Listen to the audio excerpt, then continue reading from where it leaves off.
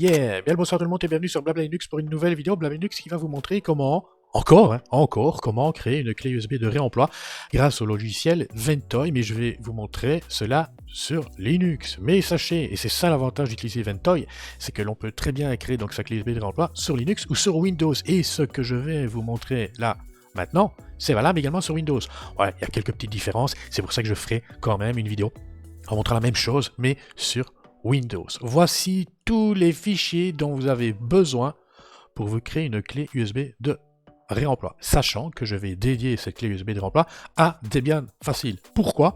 Simplement parce que hein, les cordonniers sont les plus mal chaussés, hein, comme on dit. Je suis à court de clés USB, il m'en reste une petite de 16 Go. Et Debian Facile, ben voilà, c'est ce qui prend le moins de place au niveau des images ISO et au niveau des clones. Donc, voilà pourquoi. Comment obtenir ces fichiers? Ce n'est pas dur, je vous montre cela tout de suite. Alors, première chose, Ventoy, il vous faut le logiciel Ventoy. On se rend sur le site officiel, Downloads, Ventoy 1.0.64, c'est la dernière version en date, tar.tar.gz, hop, .tar.gz, vous téléchargez. Ok? Ça c'est la première chose. Ensuite, on se rend sur Mabuntu, source forge.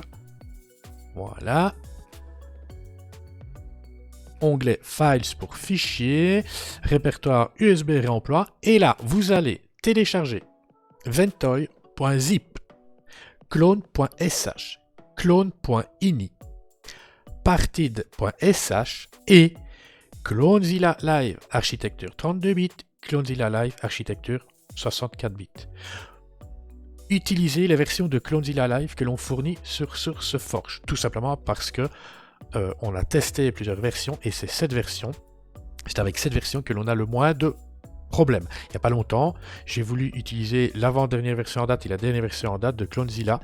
J'ai eu des problèmes avec ma clé USB de réemploi. Ok, problème de bootloader, problème d'UID de partition qui n'était pas changé. Donc, utilisez les versions que l'on fournit sur SourceForge. Ok. Ensuite, c'est bien beau tout ça, mais on dédie notre clé USB de réemploi, du moins celle-ci, à Debian Facile. Il nous faut les images ISO de Debian Facile. ISO.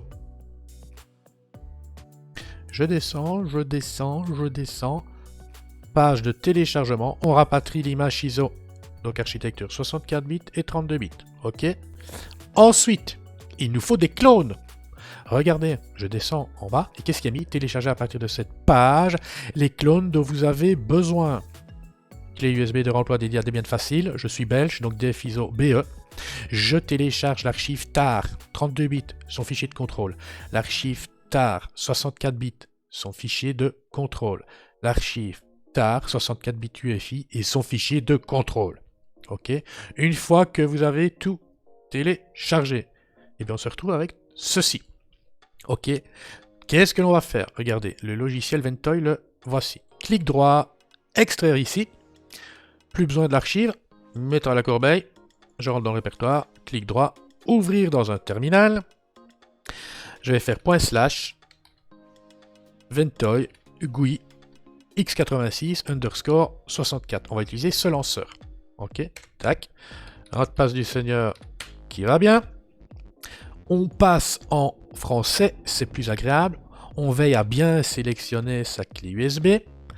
Non, on ne clique pas sur l'installation directement. Il va falloir réserver de l'espace en fin de clé USB pour pouvoir créer une partition supplémentaire. Quelle quantité est-ce que l'on doit réserver? Ce n'est pas dur. Regardez bien. Clé. J'ai 3 clones. 1, 2, 3. Ok. Regardez. Pour un poids total de 6,2 Go. En image ISO, 5,4. Ok, mais ce que je vais faire... 1, 2, 3... ouais. Donc 6,2, je vais mettre 8. 8. Ok, c'est bon. 8. Bien, regardez, réserver de l'espace. 8 Go. Valider. C'est parti là. Installation. Valider. Valider. Donc attention, on a réservé de l'espace. Il va falloir créer une partition avec cet espace réservé. Mais je vous explique ça. Plus besoin de Ventoy. Regardez là. Je vais démarrer gpartid. Vous allez voir pourquoi. Regardez. Ventoy a créé deux partitions. Une partition invisible, mais elle est invisible parce que on se fout de cette partition, on n'en a pas besoin, mais il faut qu'elle soit là. Il faut qu'elle soit là pour le bon fonctionnement de la clé USB. Regardez, là, voilà, une partition en FAT16. Elle est là pour le bon fonctionnement de la clé. Elle est invisible. Partition visible, hein, Ventoy en exFAT de 6,38 Go. Pourquoi 6,38 Go? On a réservé de l'espace, hein, on a réservé un espace de 8 Go pour pouvoir créer une partition, donc 15 Go moins 8 égale 6,38. Voilà. La partition ici que l'on va créer, hein, grâce à l'espace réservé, c'est sur cette partition que l'on va placer donc, nos scripts, notre fichier .ini et nos clones. Okay, sur cette partition-ci, notre répertoire Ventoy, à nous, hein, qui permet par exemple d'obtenir le thème de la campagne de remploi, sur la clé Ventoy, et toutes les images ISO. D'accord? Regardez, partition exFAT. Donc ici, on va faire clic droit, nouvelle, FAT32. On ne met pas n'importe quoi pour le nom de la partition. On la nomme image en majuscule avec S. On ajoute, on valide, appliquer.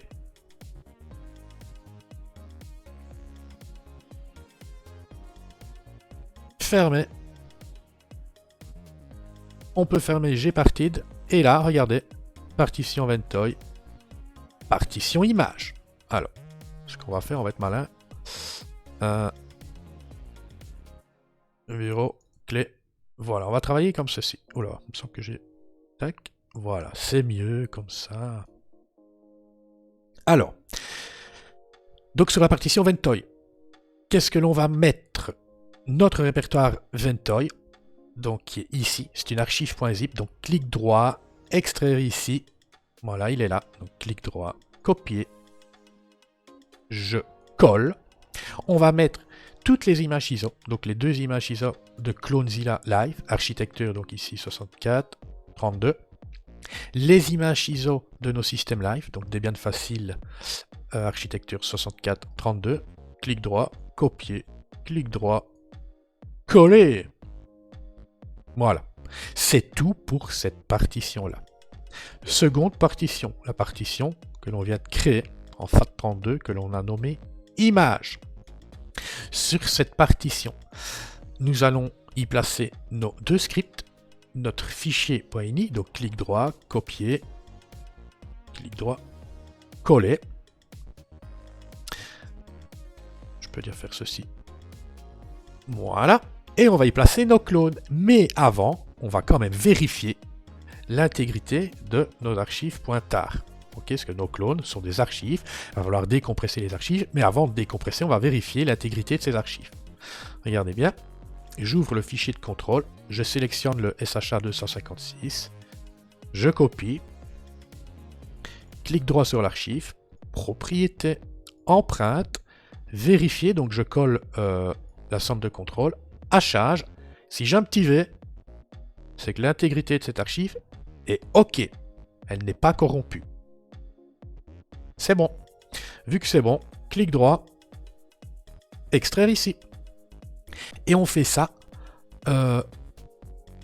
pour les deux autres archives. Donc, tac. Et je copie. Propriété, empreinte. Je vérifie, voilà. Hachage.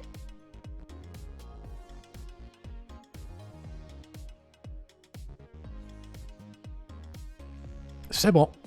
Donc, je peux extraire ici. Et on fait ça avec la dernière archive.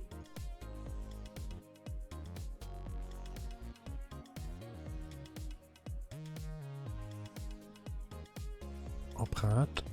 Je colle la somme de contrôle, hachage.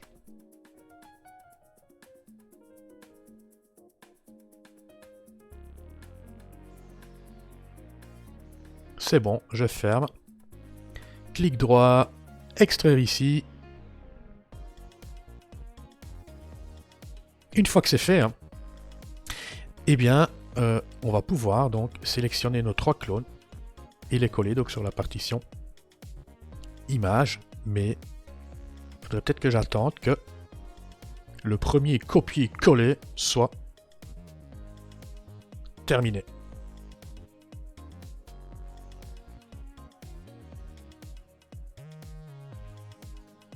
Voilà. Et maintenant, on peut coller, copier avant, copier et coller nos clones. Il ne reste plus qu'à remplir correctement donc notre fichier .ini. Clic droit, ouvrir avec l'éditeur de texte. Le fichier ini, c'est pour pouvoir utiliser donc le mode de clonage automatique. Si vous ne le remplissez pas, ou si vous le remplissez mais incorrectement, la clé elle est intelligente et que vous sélectionnez le mode automatique, eh bien elle basculera automatiquement sur le mode semi-automatique. Donc si vous l'avez pas rempli ou rempli incorrectement. Ok. Donc ici c'est pas dur. 32 bits, eh bien je vais chercher donc la dénomination de mon clone 32 bits. Propriété, je copie, je colle, 64 bits, même chose. Voilà, je copie, je colle et l'UEFI, propriété, je copie et je colle, je ferme, enregistrer. Et ouais, c'est sur la clé USB, voilà, c'est fait. Et alors, voici la copie qui se fait. Alors, ce que l'on peut faire, notre clé, elle est terminée. Hein. Donc je peux faire ceci. Ok. Mais regardez bien, petit conseil. On va lancer l'utilitaire nmoon. Petit D pour vérifier donc l'activité sur tous les disques et notamment et surtout sur la clé USB. Pourquoi? Il peut arriver que parfois la fenêtre de progression du gestionnaire de fichiers vous indique que la copie est terminée, mais en réalité elle ne l'est pas. Et pendant encore 1 minute, après que la fenêtre de progression du gestionnaire de fichiers se soit fermée, eh bien il y a encore de l'activité d'écriture donc sur la clé. Et donc si vous dépluguez la clé à ce moment-là, hein, pas de souci, hein, la clé USB va se lancer. Mais lorsque vous allez vouloir restaurer un clone, eh bien là vous allez avoir des messages d'erreur. On patiente.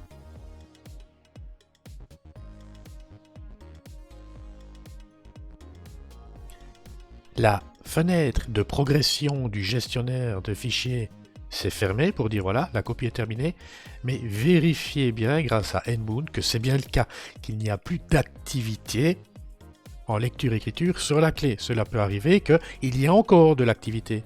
Et donc vous, qu'est-ce que vous faites? Vous dépluguez la clé.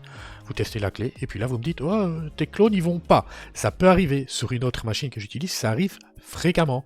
Ici on peut voir que ma clé SDF, hein, partition SDF 1, 2, 3, on voit qu'il n'y a plus aucune activité dessus. Donc ce que l'on va faire maintenant, hein, on va tester notre clé USB. Je mets sous tension la machine virtuelle. Je vais connecter donc ma clé USB sans me tromper. Je la déconnecte de l'autre et je la connecte à la machine virtuelle. On vient de l'entendre. Je sélectionne la clé.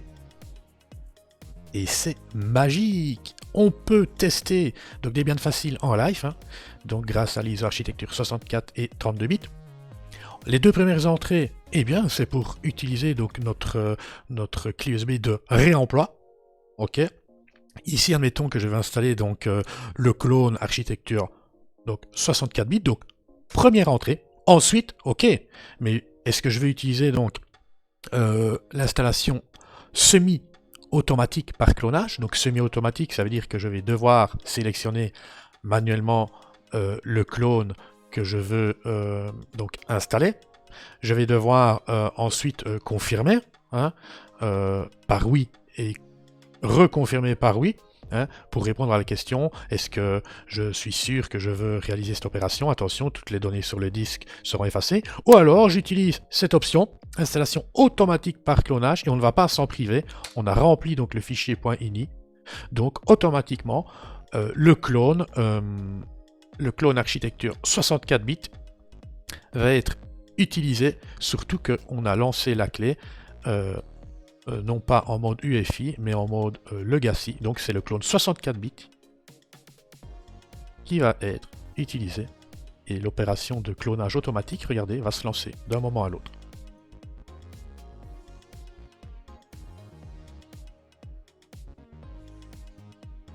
Voilà. C'est parti. Je ne vais pas aller plus loin. Mais par contre, ce que je peux vous dire, c'est que dans la prochaine vidéo, je vais vous montrer un truc sympa. Il n'y a rien à comprendre, il n'y a qu'à juste regarder. Vous allez voir, ce sera sympa. Allez, bye bye.